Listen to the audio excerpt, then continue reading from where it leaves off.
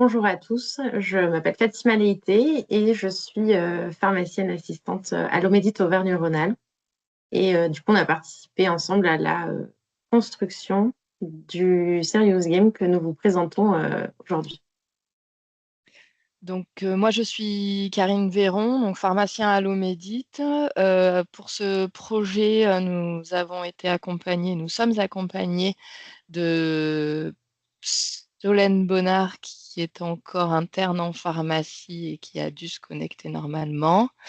Euh, pour autant, ce projet, donc, qui donnera lieu à une thèse. Je vois que ma caméra ne fonctionne plus, mais c'est pas grave, vous m'entendez bien normalement.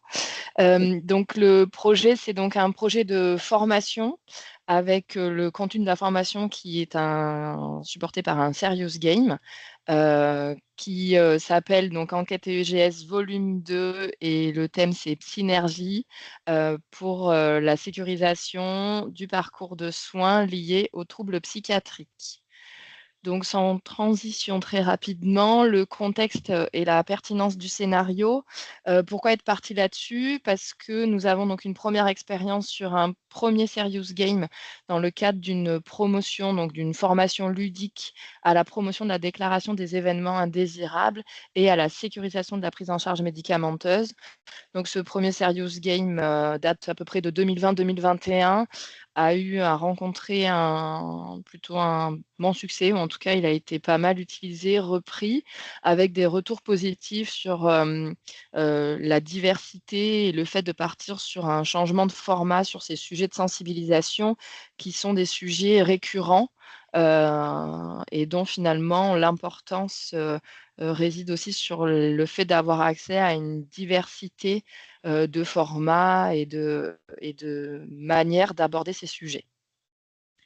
Ensuite, sur le thème, on est parti à la demande donc, d'un groupe de travail sur les patients souffrant de troubles psychiatriques, puisqu'on avait un contexte national sur le plan santé mentale avec une grande cause 2025 et puis des thèmes autour de la gestion du risque suicidaire. Avec entre autres, on vous a mis là le flash sécurité patient promu par l'HAS et aussi diverses publications de l'HAS, entre autres sur le rapport de IGS avec un nombre important de TS, de tentatives de suicide en psychiatrie. Et donc l'enjeu de mieux gérer ou de améliorer, je ne sais pas si on peut toujours améliorer les choses, mais en tout cas de gérer ou d'essayer d'encadrer la gestion du risque suicidaire en établissement de santé. Et le troisième point, c'est ces formations ludiques, ce format, je vais peut-être dire dans l'air du temps, qui cherche à diversifier les méthodes d'apprentissage, surtout dans le cadre de la formation continue, avec un cadre méthodologique qui a été proposé et élaboré sur un guide des bonnes pratiques de la simulation en santé, conjointement HAS et Sophracim, et qui nous permet, nous, dans la création, d'avoir quelque chose d'encadré et de proposer des supports ou en tout cas des formats de formation construits. Donc, sans transition, la méthodologie de création pour cette formation. On a eu donc notre premier groupe de travail sur notre première Serious Game qui a trouvé l'expérience positive et a souhaité réitérer l'expérience avec une deuxième édition et un deuxième Serious Game. Et donc, un groupe de travail, un deuxième Serious Game avec un scénario plus spécialisé, d'où l'orientation sur la psychiatrie avec une constitution d'un groupe de travail basé sur l'expérience du premier groupe de travail, mais élargi à des professionnels euh, différents et en lien avec le cœur de la psychiatrie, donc pour les patients souffrant de troubles psychiatriques, donc qualiticiens, infirmiers, pharmaciens à la délégation des événements indésirables de l'ARS, et puis bien sûr pharmaciens d'établissements psychiatriques et des psychiatres qui nous ont accompagnés tout au long de la construction de ce scénario. Et pour renforcer l'expérience et la justesse, ou en tout cas le fait d'avoir un scénario le plus robuste possible, on s'est fait accompagner pour la partie médicale, donc des psychiatres des établissements participants. Pour la partie représentation du patient, nous avons collaboré avec des associations comme Positive Minders et Psychom. De même sur les appuis méthodologiques de la réalisation de la formation et de l'évaluation avec Positive Minders et Psychom de nouveau. Et puis un appui technique pour la partie simulation, enfin pour la partie mise en avant du scénario et donc la partie simulation à proprement parler, sachant qu'on la voulait digitaliser par souci de gain de temps pour les animateurs de formation. On a fait une convention de partenariat avec Positive Minders et Fast4. Ensuite, cette formation, on l'a créée sur des méthodologies d'ingénierie pédagogique. Pour la conception globale, on a appliqué la méthode ADI, donc c'est la partie analyse, design, développement, implémentation et évaluation. Donc implémentation, c'est le déroulé de la formation. Donc à ce jour, nous n'avons pas implémenté notre formation puisque nous sommes là pour vous la présenter et pour vous proposer de participer aux premiers tests et aux premières réalisations pour les ajustements. Et l'évaluation de la formation, bien évidemment, elle n'est pas encore réalisée vu qu'elle n'est pas déployée. Sur la définition des objectifs pédagogiques, on a essayé d'avoir des objectifs qui soient mesurables à travers du coup le fait de les nommer selon la taxonomie de Bloom et selon les différents niveaux cognitifs de notre formation, à savoir si on cherche plutôt aux apprenants à mémoriser, comprendre, appliquer des bonnes pratiques, analyser sur un cas simulé si les pratiques sont conformes ou pas, évaluer l'impact ou la mesure des pratiques et les conséquences. Et la dernière mesure de la taxonomie de Bloom, c'est créer. Et on n'est pas dans la création sur notre serious game. On va demander plutôt au maximum d'analyser, aux apprenants d'être en capacité d'analyser une situation. Nous, on va s'en arrêter là. Ensuite, on a construit l'évaluation de notre formation selon le modèle de Kirkpatrick. Le modèle de Kirkpatrick, il est selon la charge cognitive. Donc, il a 4 niveaux. Soit on évalue la réaction de l'apprenant, donc sa satisfaction. On n'est pas allé là-dessus en ce qui nous concerne. Il y a l'évaluation de l'apprentissage, donc c'est pour savoir s'il y a une amélioration des connaissances et des compétences. Donc nous, on est allé chercher plutôt la compétence de l'apprenant. L'impact sur le comportement, donc ça, c'est la modification des pratiques des apprenants. Et ça, on va essayer de le mettre en place avec vous.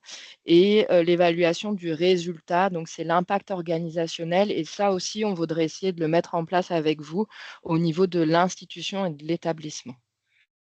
Et enfin, la validation de la cohérence pédagogique, donc c'est le lien entre des objectifs et l'évaluation, et c'est l'alignement constructif ou est-ce qu'on n'était pas trop ambitieux dans notre scénario, dans notre serious game et dans notre scénario, et est-ce que nos modalités d'évaluation permettent de répondre vraiment à l'objectif pédagogique et à l'activité d'apprentissage que l'on propose, qui parfois atteint ses limites. Donc là, très rapidement, on a fait définition du projet avec besoin de formation, les objectifs pédagogiques. On a créé le scénario avec nos groupes de travail qu'on a cités préalablement, sous forme en faisant un brainstorming sur les thèmes principaux et les sujets principaux devant être abordés. On a proposé et co-construit une cascade d'événements qu'on a testé à plusieurs reprises pour voir aussi la faisabilité et puis la représentativité de cette cascade, il fallait qu'elle soit quand même à minima réaliste à défaut d'être scénarisée. Elle devait être quand même réaliste. Et on y a intégré donc tout au long de ce scénario les atteintes des objectifs pédagogiques qu'on avait pu construire ensemble. On a conçu la mesure d'impact, donc la conception des QCM tout au long du scénario, et puis une partie auto-évaluation pour l'apprenant, pré- et post-simulation, savoir se positionner en tant que participant à la formation. Et enfin, l'évaluation post-débriefing que vous verrez par la suite avec ma collègue. Ensuite, on a conçu toute la formation et la partie technique avec la recherche d'un support technique pour la digitalisation.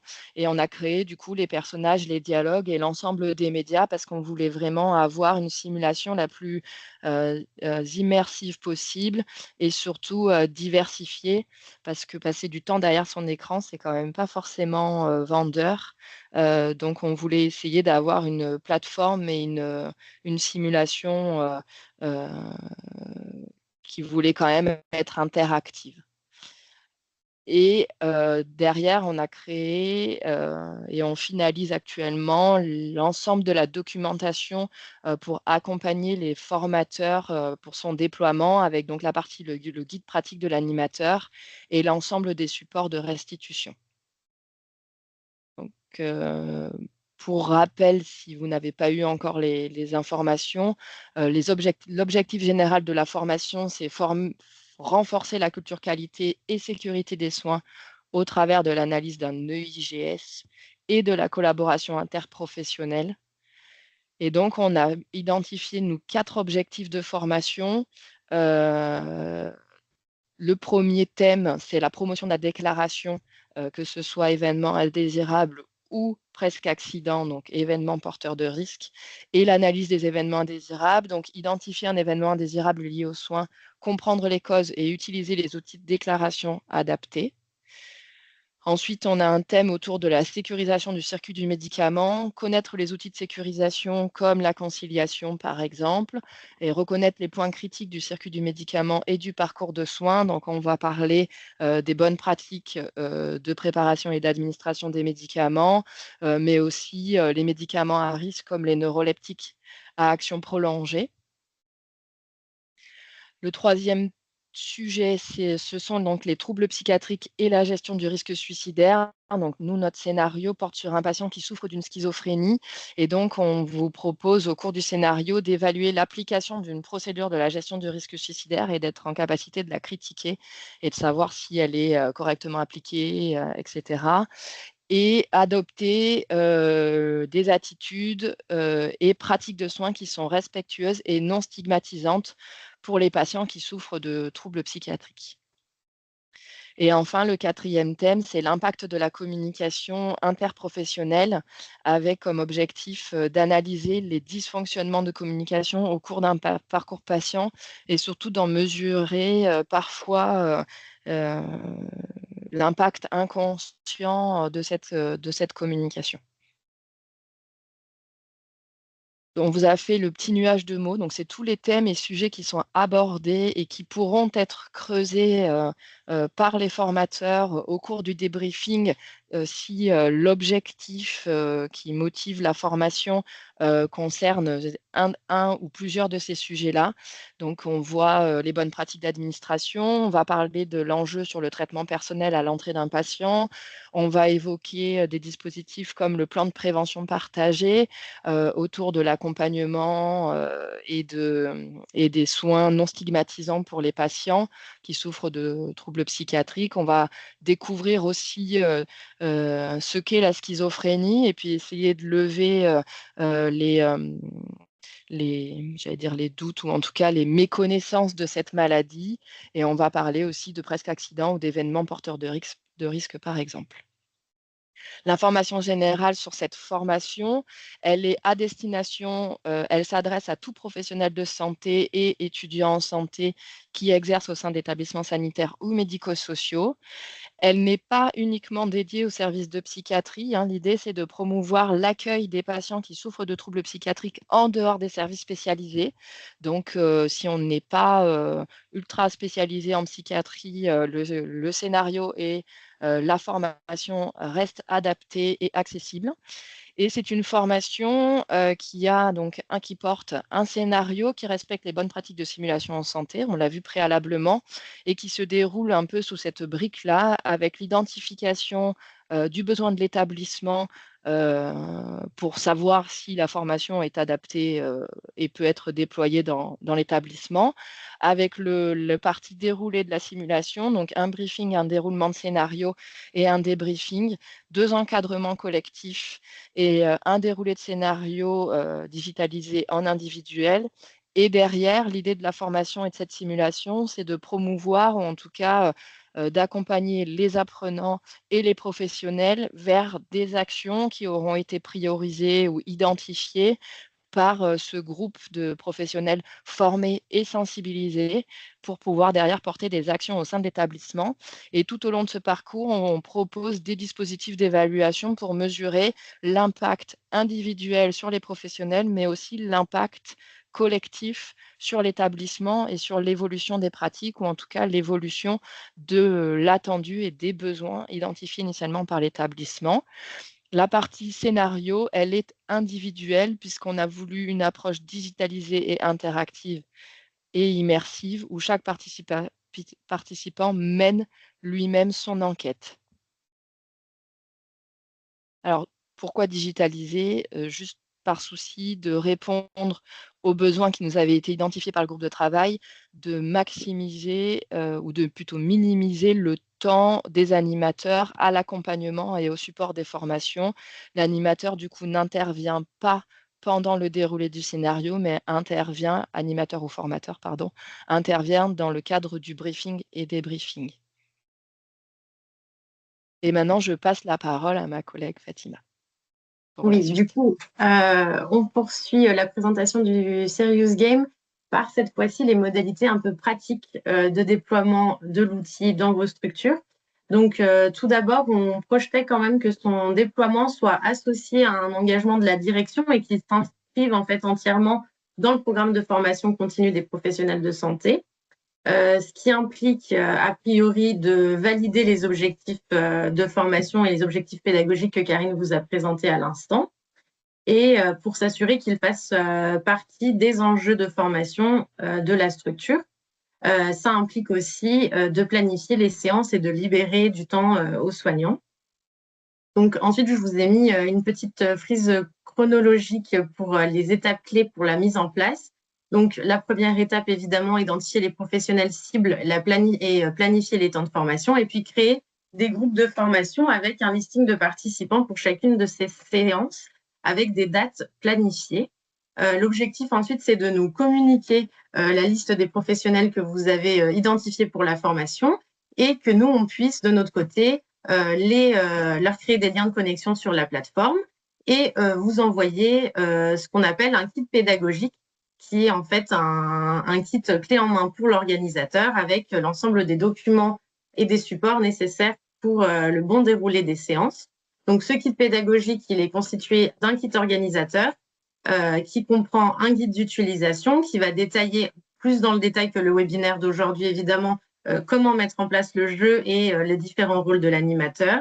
Il y aura la trame du débriefing pour aider à la structuration de la restitution une fois le scénario et l'enquête réalisés. La synthèse du scénario, évidemment, pour que l'organisateur sache ce qui se déroule au sein de l'enquête, les différents QCM qui jalonnent l'enquête, bien que ces informations-là soient quand même réservées à l'organisateur pour pas biaiser et pour pas donner les informations aux joueurs.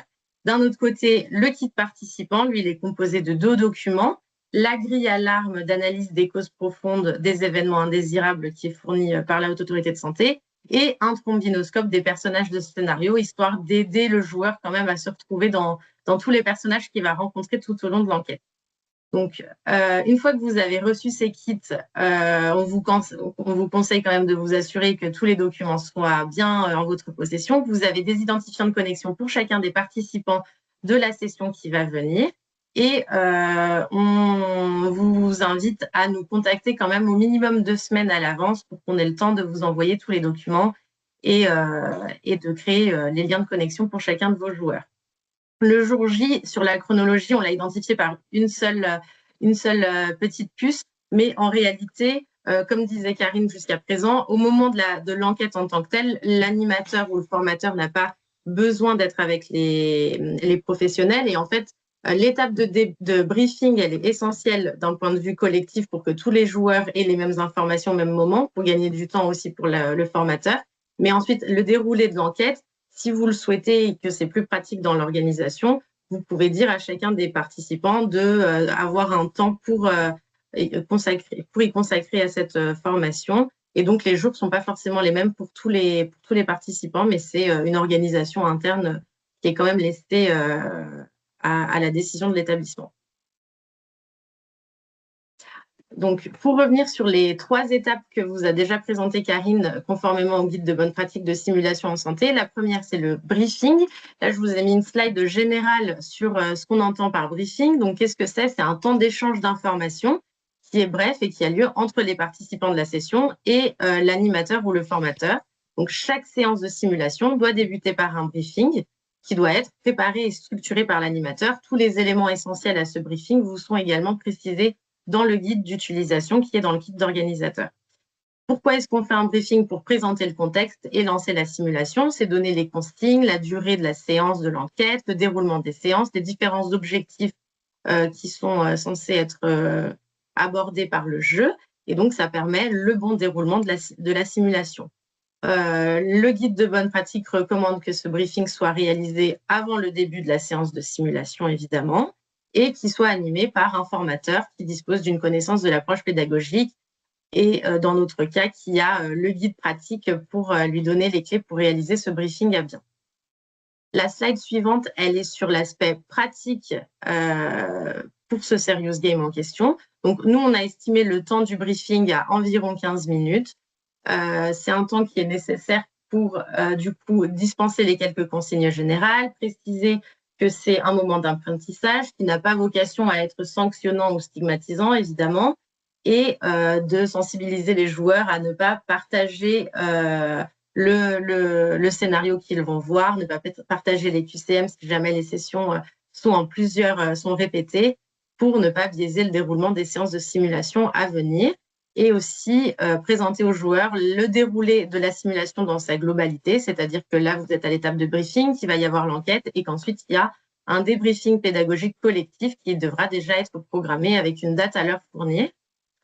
Le second point pour le briefing, c'est aussi de remettre du coup tous les documents et les outils nécessaires aux joueurs au moment de l'enquête. Donc, c'est remettre le kit participant, comme je vous l'ai dit, la grille alarme et le trombinoscope des personnages, présenter les objectifs de formation et présenter aussi, comme vous l'a dit juste avant, les modalités d'évaluation du joueur, donc qu'il soit au courant qu'il va y avoir un questionnaire d'auto-évaluation au moment où il va se connecter sur la plateforme, puis des QCM vont un peu jalonner tout le parcours de l'enquête. Et après le débriefing, il y aura à nouveau un questionnaire d'auto-évaluation pour objectiver l'acquisition des connaissances. Ensuite, on a tout un aspect sur la présentation et le fonctionnement de la plateforme, donc leur donner les modalités de connexion, les règles d'utilisation, leur parler des quelques limites des fonctionnalités de la plateforme qui vous seront aussi détaillées sur le guide d'utilisation. Et enfin, de présenter le contexte du scénario, quel rôle est-ce qu'ils vont jouer dans l'enquête, comment est-ce que ça va se dérouler, quel est le contexte pour lequel on sollicite leur intervention dans l'enquête. L'étape suivante, donc je vous ai mis une petite slide qui révèle un petit peu le scénario, mais sans trop en dire pour pas spoiler le contenu du Serious Game, mais vous avez globalement le parcours du patient qui va être simulé dans cette simulation, avec une décompensation psychiatrique qui va le conduire à une consultation aux urgences psychiatriques, puis transféré sur différents services de l'établissement qui l'accueille. Et en fait, il y a différents événements indésirables qui vont jalonner son parcours de soins. Donc, tout l'enjeu des participants, c'est de savoir les identifier, les caractériser, identifier les circonstances de survenue, les causes immédiates, les causes profondes qui ont conduit à ces événements et l'application ou des mesures barrières et identifier si elles ont fonctionné ou pas fonctionné pour éviter que ces événements se renouvellent. Donc là, c'est une slide qui est pour les organisateurs, même si elle ne dévoile pas beaucoup, évidemment, les informations doivent être recueillies par les joueurs au cours de l'enquête et donc ça n'a pas vocation à être diffusé aux participants. Donc là, petite slide pour vous présenter la structure le visuel de la plateforme et de l'outil qui est utilisé. Donc ça, c'est le visuel quand le joueur se connecte avec son identifiant. Une fois qu'il aura cliqué sur commencer la simulation, il va y avoir différentes vignettes qui vont apparaître. Donc la première, qui est une vignette pour lancer la simulation du questionnaire d'auto-évaluation pré-jeu. Donc c'est une succession de 5-6 questions qui se déroulent très rapidement, où le participant cotera son ressenti sur sa capacité à avoir un comportement adapté sur telle ou telle situation. Une fois qu'il a répondu à ces questions rapidement, il passe à la simulation à proprement parler, et donc à l'enquête qui, elle, dure approximativement 45 minutes. Donc, c'est cette étape-là, ces 2 étapes-là où le participant est en fait autonome et joue de manière individuelle sur sa session de formation. Et une fois que ces 2 étapes se sont déroulées, on passe à l'étape de débriefing avant de revenir sur la plateforme. On le verra tout à l'heure. L'étape de débriefing, non, juste avant, je voulais juste vous revenir à nouveau sur continuer sur la présentation de l'outil. Donc, comme on l'a dit juste au début, c'est une plateforme numérique, donc il y a besoin d'une connexion Internet et de matériel pour chaque joueur. C'est un jeu qui est joué à titre individuel et l'objectif, c'est de comprendre l'ensemble du parcours de soins d'un patient souffrant de schizophrénie et, comme je vous l'ai dit, comprendre comment et pourquoi les événements indésirables se sont produits. Donc, en fait, sur la plateforme, les joueurs vont naviguer d'un service à l'autre et pouvoir interroger les différents personnages qui sont les soignants qui ont pris en charge ce patient au long de son parcours, tout au long de son parcours. Et donc, je vous ai remis pour la partie expérience joueur. Ils sont aidés par le trombinoscope, comme le visuel qui est à droite, pour qu'ils puissent s'orienter plus facilement dans les services. Et la grille alarme qu'ils devront compléter au fur et à mesure du déroulé des interrogatoires des personnages, qui va leur permettre de clarifier leurs idées et de pouvoir avoir une vision très macro de ce qui se déroule, parce que c'est quand même un scénario qui est dense. Et à la fin de cette étape d'enquête, donc des 45 minutes qu'on a estimées, le joueur pourra éditer et devra éditer même la synthèse de ces résultats, qui va faire un résumé des différentes réponses qu'il a données au QCM, du coup, comme je vous l'ai dit, qui jalonne cette étape d'enquête. Cette synthèse, elle est essentielle pour l'animateur et le formateur, qu'il puisse faire une analyse globale des réponses des participants, qui doit être du coup analysée avant l'étape suivante, qui est l'étape de débriefing. Mais on en reparlera dans les slides qui viennent. Juste pour vous montrer, on a essayé de diversifier les médias qui sont utilisés sur la plateforme, histoire de dynamiser un petit peu le contenu sur ces 45 minutes d'enquête. Donc, on a des versions qui sont audio, quand le joueur interagit avec un personnage qui n'est pas dans l'établissement. Donc là, en l'occurrence, essentiellement, c'est avec le patient qui a été pris en charge. Ensuite, on a aussi des visuels qui sont sous forme de texte pour les interrogations des personnages, où en fait, les questions sont déjà pré-rédigées. Le participant doit juste cliquer sur la question qu'il voudrait poser au personnage. Ce pool de questions, il n'est pas modifiable, donc il n'y a pas de champ texte libre. Il faut sélectionner parmi les questions qu'on a précisées tout au long du scénario.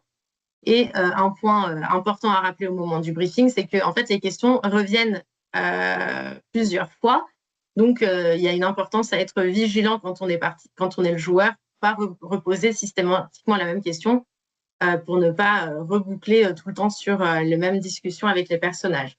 On a aussi des visuels qui sont sous forme de vidéos qu'on a essayé de mettre en place à toutes les étapes où en fait il y avait une présentation ou une réponse à un QCM pour dynamiser un petit peu et faciliter la transmission des informations et des connaissances.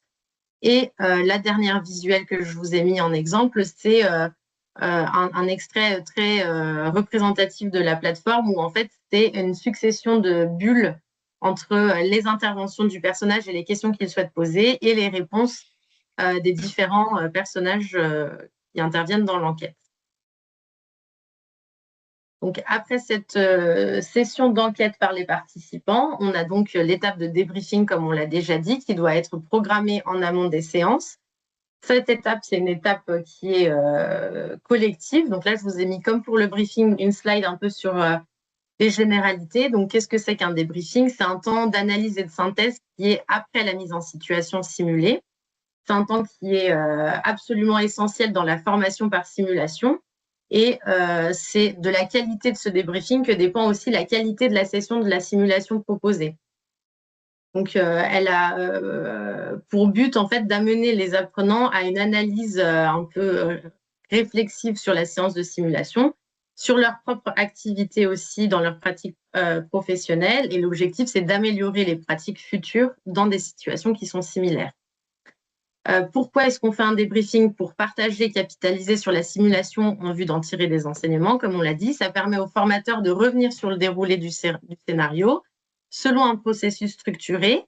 La trame de débriefing, elle vous sera aussi fournie dans le kit organisateur pour que vous puissiez avoir des idées sur les objectifs que vous voulez, les éléments que vous voulez aborder pendant le débriefing, sachant que c'est aussi laissé à l'appréciation de l'établissement. S'il y a des objectifs qui veulent être plus appuyés que d'autres, c'est au choix de l'animateur et du formateur.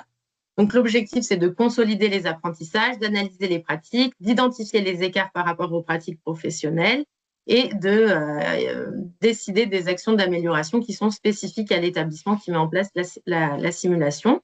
Quand est-ce que ça doit être réalisé? Donc, soit directement après l'enquête, soit à distance dès que possible, pour laisser quand même le temps aux formateurs d'analyser la synthèse que les joueurs ont éditée après leur séance de simulation, comme je vous l'ai dit précédemment.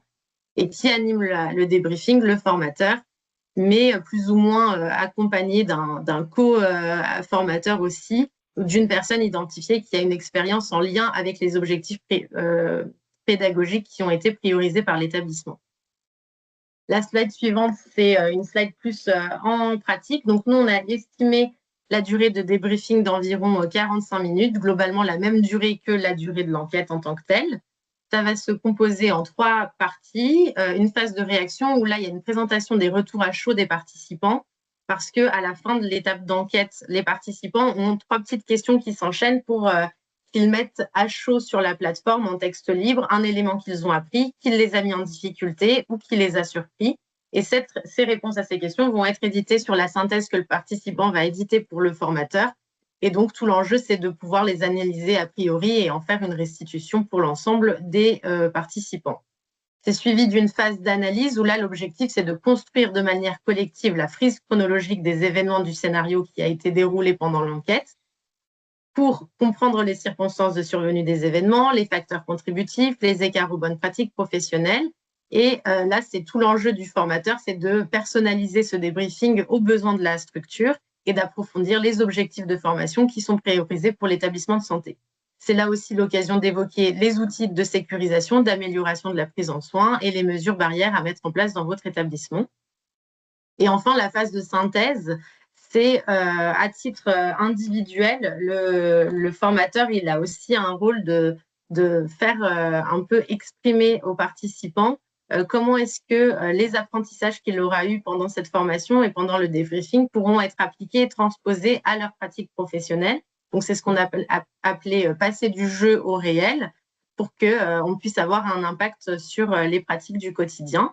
Donc ça, c'est un versant qui est plus individuel. Et après, on a un versant collectif qui est d'inciter les participants à échanger sur les actions à déployer et à mettre en œuvre, à promouvoir dans leur structure au regard de ce qui a déjà été identifié pendant l'enquête et pendant essentiellement les objectifs qui ont été focalisés pour le débriefing. Donc, c'est l'occasion d'identifier s'il y a des besoins de formation, de nommer des référents, de mettre à jour des procédures, tout ce qui est assez spécifique à votre structure finalement. Et on peut revenir après ce débriefing à la plateforme de jeu, où là, il y a la dernière vignette de simulation qui correspond à l'évaluation post-débriefing. C'est un questionnaire d'auto-évaluation là aussi pour évaluer l'impact du jeu sur la formation personnelle du joueur. Et là, on a estimé à un peu moins de 10 minutes parce qu'en plus de cette auto-évaluation, il y a un cas simulé qui est très rapide aussi sur quelques questions pour pouvoir voir l'application pratique aussi des connaissances qui ont été diffusées pendant le débriefing. Et la dernière slide qu'on vous présente, c'est finalement un résumé du rôle du formateur, pouvoir se projeter sur le déploiement de ce Serious Game dans la structure. Donc, on l'a divisé en 4 grandes étapes. La première, la validation de la pertinence de la formation dans votre établissement, évidemment, de juger de l'adéquation des objectifs pédagogiques qu'on vous a présentés au début avec les enjeux locaux de qualité, sécurité de soins de votre établissement, évaluer aussi la faisabilité technique et organisationnelle et s'assurer que ça s'inscrit dans une démarche qualité gestion des risques et au programme de formation continue pour pouvoir le déployer. Ensuite, on a l'étape un peu plus pratique d'organisation du déploiement, donc identifier les professionnels concernés, faire tout l'aspect sur la communication, faire connaître les sessions que vous allez mettre en place et planifier les séances de simulation. Ensuite, la troisième étape, c'est lancer les séances de simulation. Donc, c'est animer les briefings comme on vous l'a montré. Ensuite, on a laissé les joueurs en autonomie pour faire l'enquête et recueillir, analyser les résultats des questionnaires et des QCM qui ont été complétés pendant l'enquête. Et enfin, animer les débriefings. Et ensuite, pour que ça ait une portée institutionnelle et pérenne dans l'établissement, c'est aussi identifier, piloter ou conduire les actions d'amélioration qui sont issues de cette formation dans un objectif de contribuer au renforcement de la qualité. On vous a mis en bas de la slide aussi que pour vous accompagner au démarrage, les premières séances des premiers établissements, on pourra être en appui et vous accompagner pour le mettre en place et animer les séances de débriefing ou en tout cas assister et être observateur des séances de débriefing. Ça permettra aussi de recueillir un premier retour d'expérience et si nécessaire, réajuster certains aspects de cette simulation. Voilà. Merci beaucoup pour votre attention. Et du coup, on va aller regarder sur le chat s'il y a eu quelques questions qui ont déjà été posées. Si ce n'est pas le cas, n'hésitez pas à poser les questions que ça vous a sollicité. À lever la main si vous voulez.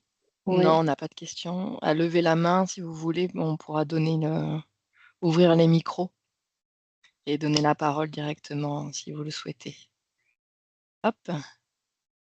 Est-ce que c'est possible de créer d'autres scénarios? Alors là, sur la plateforme actuellement, non. On a mis 1 an et demi à créer celui-ci. Ce qui est sûr, c'est que c'est donc le volume 2, hein, donc on a eu une première expérience d'un premier scénario. Donc, si ce format de formation et de sensibilisation convient et pertinent, on voit bien qu'on peut capitaliser sur l'expérience et proposer dans quelques années un autre scénario. Ça, c'est possible, oui. Après, ils sont conçus de manière à aborder suffisamment de thèmes différents pour pouvoir être utilisés dans des contextes différents. Voilà. C'est vraiment l'objectif pour pour pouvoir parler à un maximum de professionnels et puis d'établissements.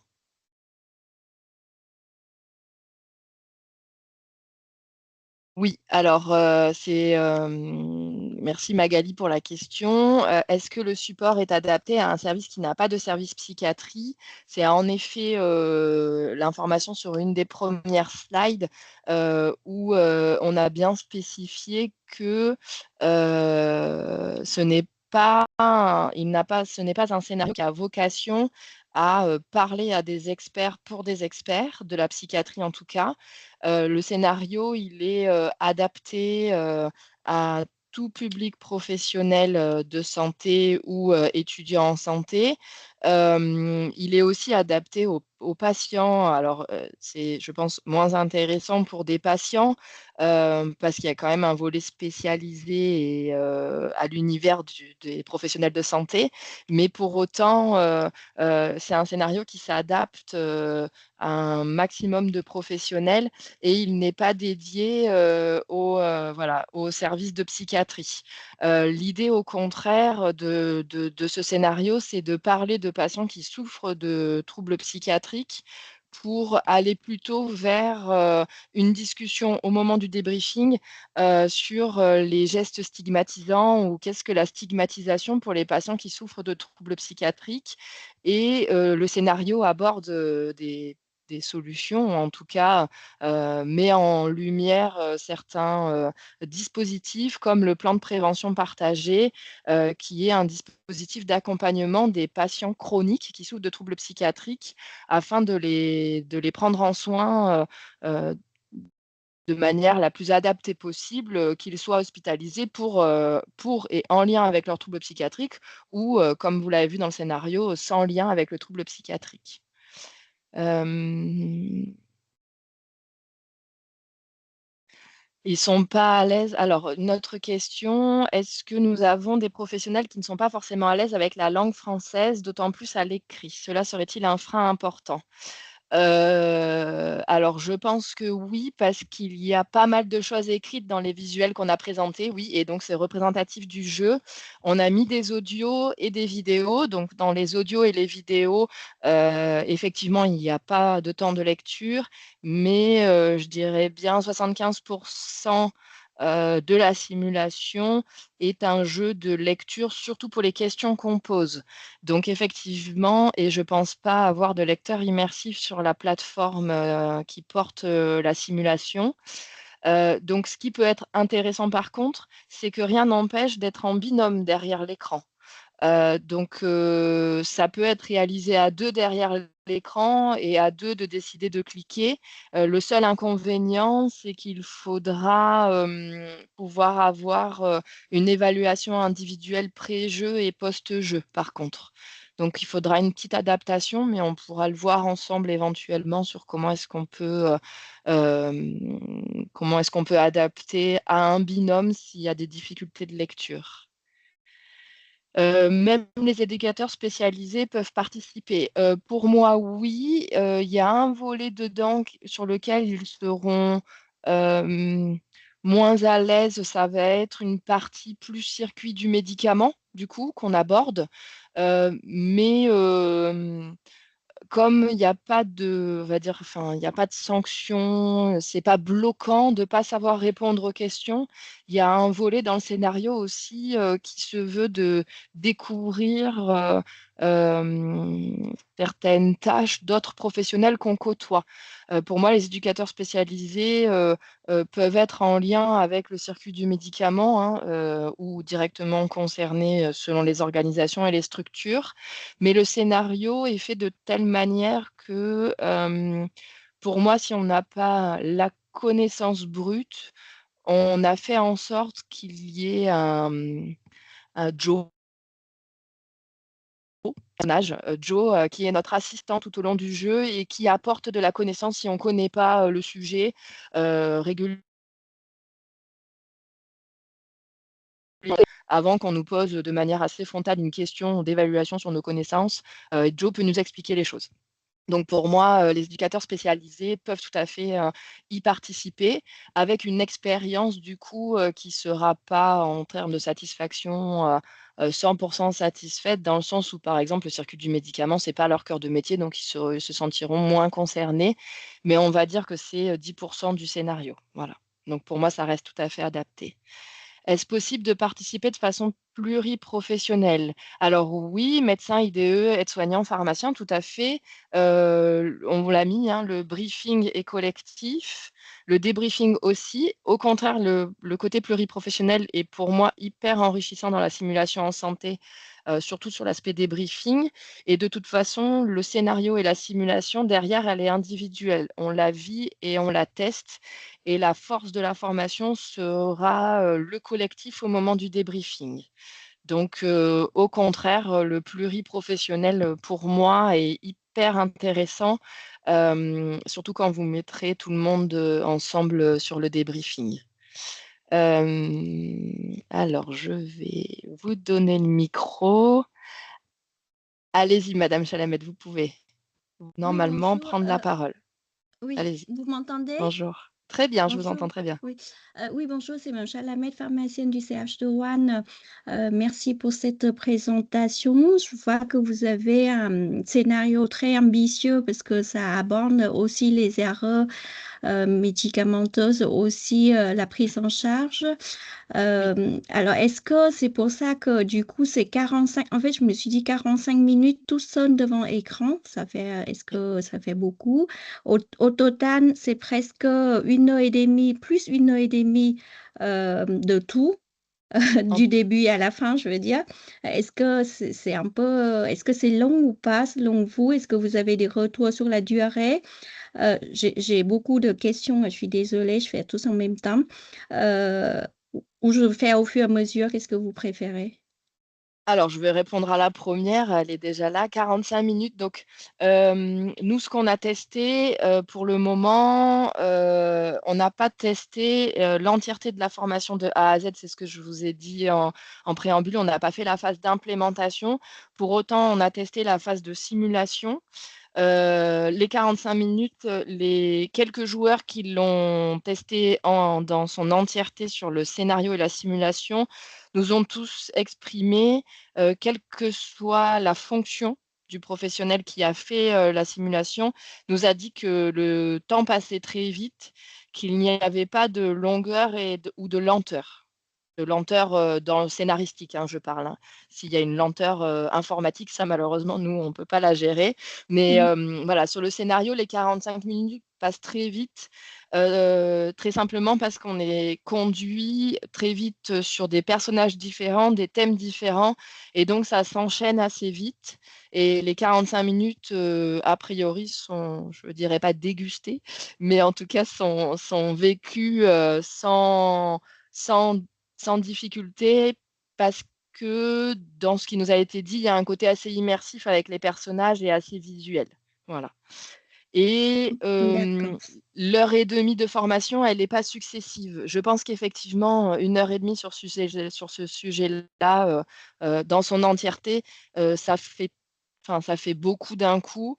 C'est pour ça que la phase est vraiment en 2 temps. La phase de simulation et le débriefing, il n'est pas forcément à chaud dans les 10 minutes qui suivent, il peut être décalé dans le temps. Alors le débriefing, selon nous, il ne doit pas être fait 1 mois après, sinon pour le coup, je ne sais pas trop ce qu'on débriefe et de ce qui est retenu et mémorisé par les professionnels qui auront fait le cas. Mais l'idéal, ce serait de le concevoir dans la semaine, dans les quelques jours qui suivent, dans l'organisation. Voilà. Parce que si j'ai bien compris, le débriefing, c'est plutôt 45 minutes et puis après, on a 10 minutes d'évaluation. C'est ça? C'est ça. Et Oui, je ne sais plus où je suis. parce que Mais oui. moi, j'aimerais bien le mettre en pratique dans notre établissement avec d'autres professionnels de santé. Et du coup, je me suis dit, en pratique, c'est le débriefing collectif, comment on organise, parce qu'en fait, chacun, quand on fait les séances, on fait individuellement ou à deux, derrière séance, et puis après, on se donne un temps ensemble en disant, voilà, on se fixe une date tout ensemble et on fait une débriefing collectif. Comment vous avez envisagé ça C'est tout à fait ça. Moi, alors je vais être très schématique, ce qui ne peut ne pas être appliqué et qui ne peut ne pas correspondre à votre organisation. Mais par exemple, sur la semaine sécurité patient, on peut très bien imaginer un lancement et puis un briefing sur plusieurs professionnels ciblés, une ouverture de session où en fait chaque professionnel dans son service, en accord avec la cadre, on lui dégage 1 heure de son temps pour faire le déroulé individuel. Et en fin de semaine, chaque professionnel ciblé est initialement inscrit à la formation et ayant eu le briefing, se réunit avec le formateur pour réaliser collectivement ce débriefing-là. Voilà. Ok. Et le formateur, du coup, c'est quelqu'un de l'établissement ou c'est vous? Parce que je me suis dit, si le formateur n'est pas formé au débriefing, est-ce que juste avec les documents que vous donnez, il sera capable ou pas? C'est notre objectif parce que sur ces formations continues, avec des besoins et des priorisations qui sont propres à chacun. Notre objectif était que ces formations doivent pouvoir être portées en interne pour pas alourdir les dispositifs. Et donc, le kit pédagogique qui est fourni contient un débriefing qui peut être vu comme conséquent, mais l'objectif, c'est d'apporter toutes les clés, toutes les sources documentaires, enfin toutes, un maximum, pas toutes, mais un maximum de sources et d'informations pour accompagner le traitement du sujet.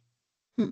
Ou en tout Donc, cas de l'ensemble des objectifs pédagogiques, ce qui fait qu'en interne, si c'est plutôt le circuit du médicament, ben, en fait, on creusera plutôt le circuit du médicament, mais je suppose que si l'ambition dans l'établissement, c'est de parler du circuit du médicament, ça veut dire qu'il y a des professionnels qui ont identifié des problématiques au sein de l'établissement et du coup pourront être mis à contribution au moment du débriefing parce qu'il y a un enjeu au niveau de l'établissement de porter ce sujet-là. Si c'est juste la découverte de la déstigmatisation, le kit permettra d'avoir suffisamment d'informations et de ressources pour qu'il soit présenté par le formateur et que le formateur puisse expliquer les enjeux. Voilà. donc, on est bien d'accord, le formateur, c'est un personnel de l'établissement qui se forme avec Oui. votre kit. OK. Est-ce qu'il y a un nombre minimum de participants pour participer à votre, voilà, votre simulation, à votre programme? Alors, je pense que le minimum, c'est la notion de l'intérêt d'un débriefing et d'un échange collectif. Les débriefings en simulation en santé, je pense que alors j'ai pas de chiffres à donner. Ce qui est sûr, c'est qu'être à 2, je pense que ça peut être limitant sur les échanges. Excusez-moi, mais à partir de 3, on se dit que, s'il y a, de nouveau un intérêt ou un élément motivant, c'est ce qu'on a mis au début, hein. Je pense qu'il faut qu'il y ait un excusez-moi.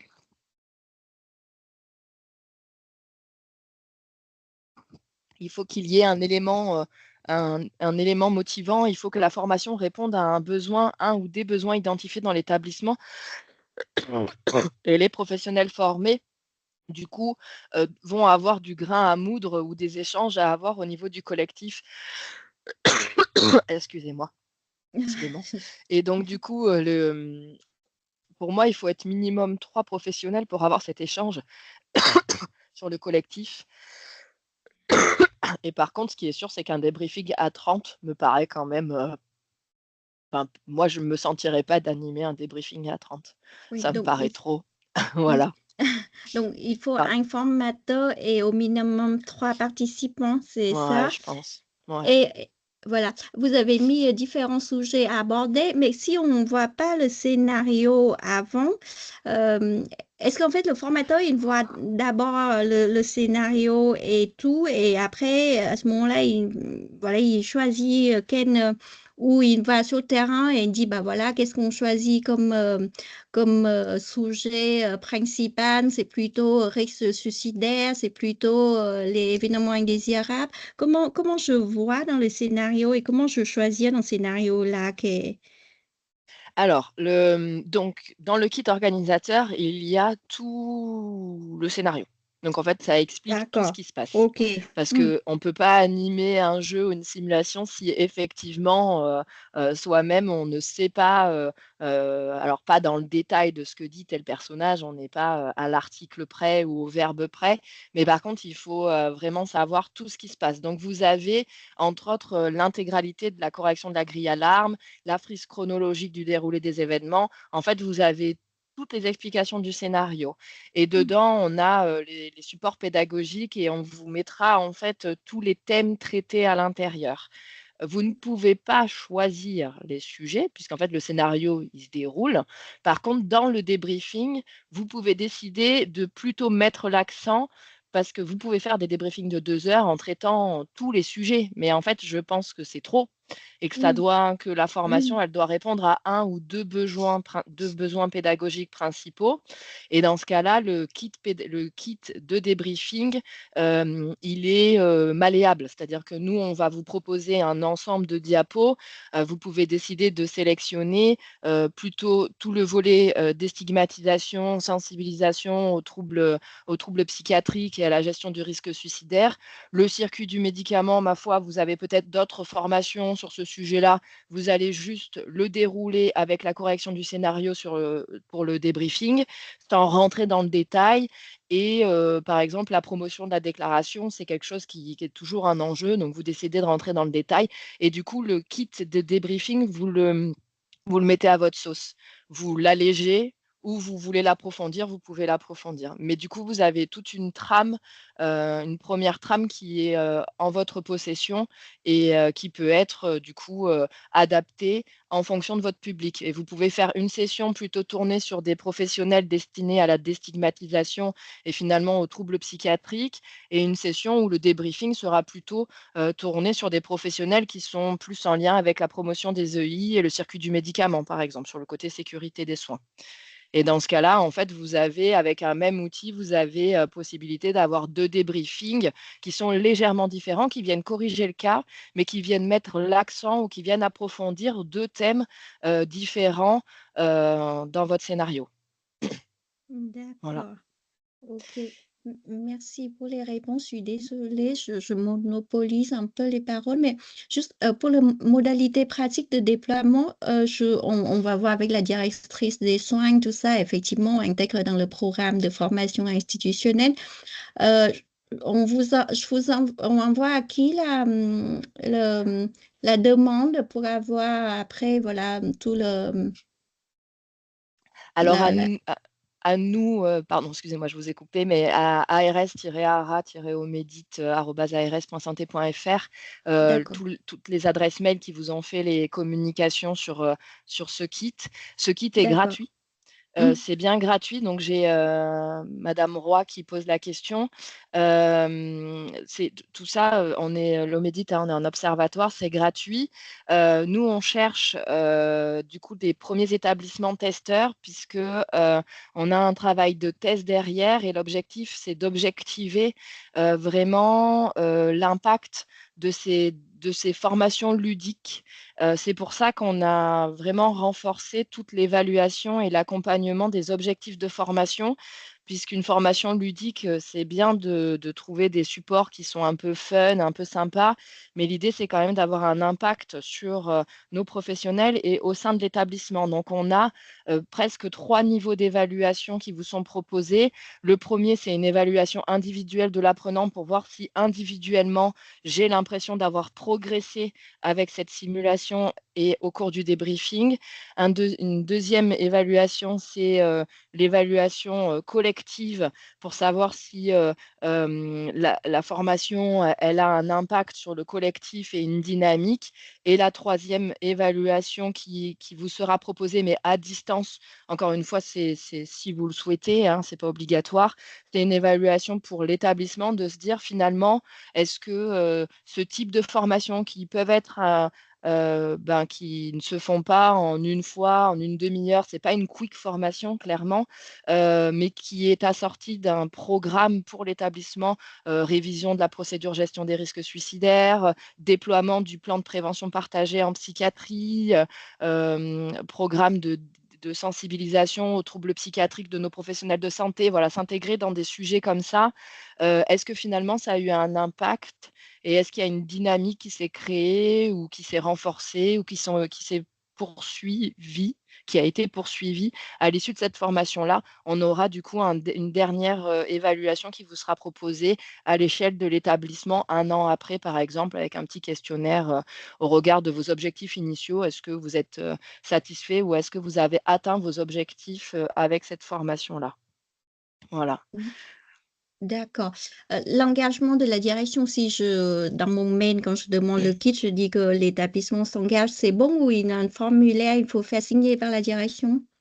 Non, non, nous, c'est juste que que derrière, vous ayez la possibilité de bloquer du temps avec les professionnels. Donc, c'est juste pour ça qu'on vous OK. propose qu'on a. Oh, En fait, on a eu des professionnels qui sont venus vers nous avec la notion du e-learning, c'est-à-dire c'est un serious game. Donc, chaque apprenant, sur son temps de travail, se bloque 30 minutes sur un e-learning. Il est tout seul derrière son écran et la formation s'arrête là. Non, c'est pas mmh, ça. mmh, Et mmh. comme non, c'est pas ça, on s'est dit qu'il fallait que d'emblée, il y ait pas de déception, sur l'organisation de la formation. C'est pour ça qu'on insiste entre guillemets sur, le fait de prévenir la direction. OK. Merci beaucoup. Ben, merci pour ces questions parce que je pense qu'elles étaient importantes pour clarifier, comment mener à bien cette formation. Donc, merci, de nous avoir posé ces questions et il reste, si vous cherchez des établissements testeurs, est-il possible de conduire déjà un petit groupe, par exemple 2 cadres et 2 IDEC? Un pharmacien et un psy pour voir si cela peut toucher nos équipes. Alors là, moi, j'appelle pas ça un petit groupe, mais oui, tout à fait, c'est tout à fait possible, au contraire, c'est exactement ce qu'on cherche, un format, presque ciblé à déjà des professionnels identifiés. Donc j'ai pas le nom, madame, Ledin Anne-Sophie. Donc oui, au contraire, de suite, si vous êtes déjà, c'est pas grave si vous ne le déployez pas après dans l'ensemble de l'établissement. On peut avoir des groupes pilotes. Ce qui nous a été demandé aussi, c'est finalement, d'avoir, peut-être, quelques professionnels formés qui derrière pourraient devenir, par exemple sur le volet, psychiatrie, qui pourraient devenir un peu les référents, pour porter la thématique de la déstigmatisation au sein de l'établissement. Donc ça ne veut pas dire que l'outil a vocation à être déployé sur 25 ou 15 professionnels de santé dans l'établissement, mais plutôt de sensibiliser déjà sur certaines thématiques quelques professionnels qui pourraient être par la suite porteurs d'action, porteurs de projets au sein de l'établissement. Donc moi, au contraire, je trouve intéressant votre démarche que de cibler déjà 2 cadres, 2 IDEC, un pharmacien, un psy, et qu'il y ait une vision presque très individuelle et professionnelle de ce support pour soi-même modifier sa pratique et voir ce qu'on peut porter comme projet, comme sujet au sein de l'établissement par la suite. Donc moi, je trouve la démarche assez intéressante. Alors, Madame Dubois, je vais vous autoriser le micro et vous allez pouvoir prendre la parole. Bonjour à tous, donc Adeline Dubois du CPA, du Centre psychothérapique de l'Ain. J'avais posé une question plus haut et juste, j'ai pas eu de réponse, alors je me permets Ah, de alors relancer. allez-y, excusez-moi. Sur, en fait, à combien de temps minimum vous estimez le temps Ah oui. d'analyse des résultats par l'animateur, le formateur, avant qu'il puisse faire le débriefing? Cette On va question, tout parce qu'en fait, nous, on l'avait envisagé sur une même journée, semaine sécurité des patients. oui. Et donc, du coup, combien de temps de pause il faut qu'on ait avant qu'il puisse faire son débriefing? Alors, on va tout faire pour que, il y ait le moins de temps possible, dans le sens où la plateforme numérique, ça, c'est des fonctionnalités qu'il faut qu'on teste avec notre premier établissement testeur de A à Z sur la formation. En fait, il y a tous les résultats sont, scorés directement sur la plateforme. Donc on a, j'ai bien répondu, j'ai des points, j'ai pas bien répondu, j'ai pas de points. C'est une question neutre, il y a 0 point sur 0 point. Donc tout ça a été réfléchi en amont, ce qui fait qu'à l'issue de la simulation, l'apprenant, il a un score, qui est aussi structuré par objectif pédagogique. Donc il y a un score sur le circuit du médicament, un score sur la psychiatrie et un score et cetera. Donc chaque apprenant a une synthèse qui est normalement directement lisible. Donc, il y a L'idée, une c'est synthèse que du pour la groupe. pardon? On obtient une synthèse du groupe pour voir, par exemple, si dans Alors, le groupe, il y a telle chose qui ressort ou pas. eh ben, c'est là, ce qui nous manque, c'est qu'on a bien une synthèse individuelle et de part pour l'animateur, il nous manque, l'accumulation des synthèses individuelles pour en faire une synthèse collective. Donc ça a été envisagé et normalement, ce qui nous avait été dit par les développeurs de la plateforme, c'est qu'on doit pouvoir nous, extraire un fichier Excel cumulatif de votre session de formation et donc on aura un fichier Excel avec, toutes les questions. Pour le moment, Nous, dans toutes nos fonctionnalités, comme on a fait beaucoup évoluer le scénario, on n'a pas réussi à cumuler ces tests-là. Donc, il faut encore qu'on affine avec le premier établissement de testeur, nous, d'avoir peut-être une petite macro pour qu'une fois qu'on a le fichier Excel, on puisse automatiser les résultats du collectif et qu'on puisse du coup vous fournir à la fin de votre session de simulation l'extraction du fichier Excel et une synthèse quasiment prête à l'emploi. En tout cas, c'est notre objectif. Ok, On ne sait pas merci. si on va y arriver, mais on va essayer de le faire. Merci. De rien. Oui, Madame Chalamet, allez-y. Oui, en fait, c'était juste pour savoir si je veux en parler de ce projet avec la direction des soins et les médecins pour faire un groupe de travail. Est-ce que je peux avoir soit des diapos, soit un document synthétique pour que je leur présente l'idée? Parce que là, voilà, j'ai bien compris, la présentation est mais voilà, moi, derrière, pour proposer à d'autres participants, est-ce que j'aurais quelque chose pour que, voilà, venir faire une démonstration ou faire quelque chose? En fait, on va essayer de vous fournir très rapidement le kit organisateur. Donc, à minima, la synthèse du scénario, elle est prête. Les corrections des QCM, c'est prêt. Le guide d'utilisation, on a toute la trame qui est construite. Je pense qu'il faut qu'on l'approfondisse un petit peu, mais tout ça, on peut vous le fournir déjà. La trame de débriefing, celle-là, elle est pas encore finalisée, donc je pense qu'on ne peut pas à ce jour la communiquer. Mais par contre, la synthèse du scénario, l'ensemble des corrections des QCM, donc comme ça, vous pouvez voir ce qui est évalué et le guide d'utilisation synthétique, parce que je pense qu'on va, on va le renforcer. Tout ça, ça peut vous être fourni.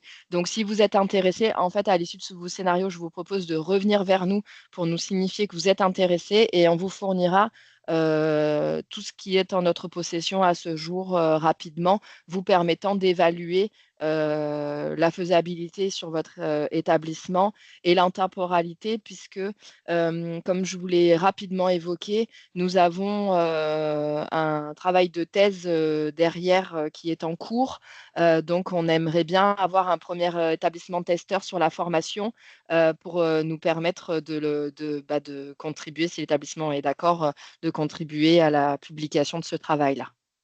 Donc, pas de problème, vous revenez vers nous pour nous dire que vous êtes intéressé et on vous fournit le guide d'utilisation, scénario et la correction des QCM pour évaluer la faisabilité. Ok, merci beaucoup.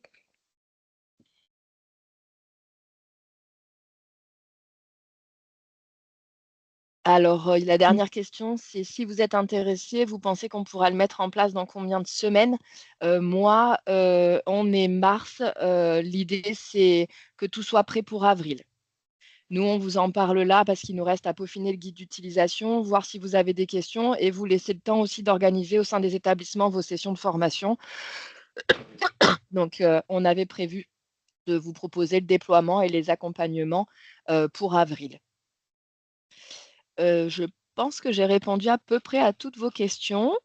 Une dernière fois, intéressé ou encore curieux, le temps de tester votre faisabilité de déploiement, revenez vers nous sur l'adresse mail ARS@Omedit, la même adresse mail qui vous a envoyé toute la communication sur Serious Game là, et on vous enverra, de toute façon, à l'issue de cette présentation, on vous renverra les éléments explicatifs du Serious Game et de son déploiement. Et n'hésitez pas à nous contacter pour la mise en place dès avril de la session de formation. Il me reste à vous remercier s'il n'y a plus de questions. Et puis, on attend du coup vos retours pour les personnes intéressées. Et on vous fait parvenir présentation, replay et l'ensemble des documents pour le déploiement de la formation par retour de mail. Merci. Merci beaucoup.